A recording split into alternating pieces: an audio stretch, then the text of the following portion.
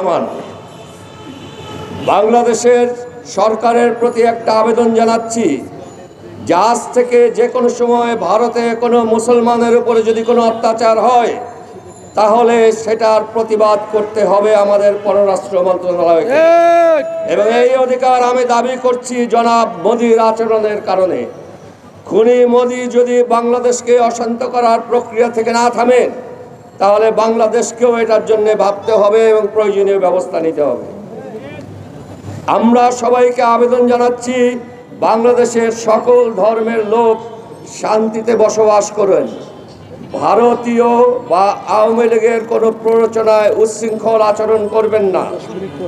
সকল ধর্মের সকল লোক শান্তিতে প্রতিটি পাড়া মহল্লায় বসবাস করতে থাকুন। কোনো রকম উস্কানিতে পা দেবেন না।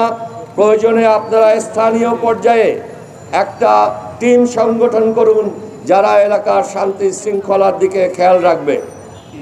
সরকারকে বলছি, অপরাধী যেই হোক তার ধর্ম পরিচয় দেখবার কোনো প্রয়োজন নাই। চট্টগ্রামের ঘটনায় যারা উস্কানিদাতা, যারা খুন করেছেন এবং যে কোনো অপকর্ম করেছেন, আপনারা চোখ বন্ধ করে তার ধর্মের দিকে না তাকিয়ে, তার চেহারার দিকে না তাকিয়ে, তিনি পুরুষ কি মহিলা সেটা না দেখে, তিনি সন্ন্যাসী কি মৌলবী সেটা না দেখে তাকে ধরুন এবং তাকে শাস্তি দিন। বাংলাদেশের আপামর জনগণ আপনাদের সাথে আছে। ধন্যবাদ।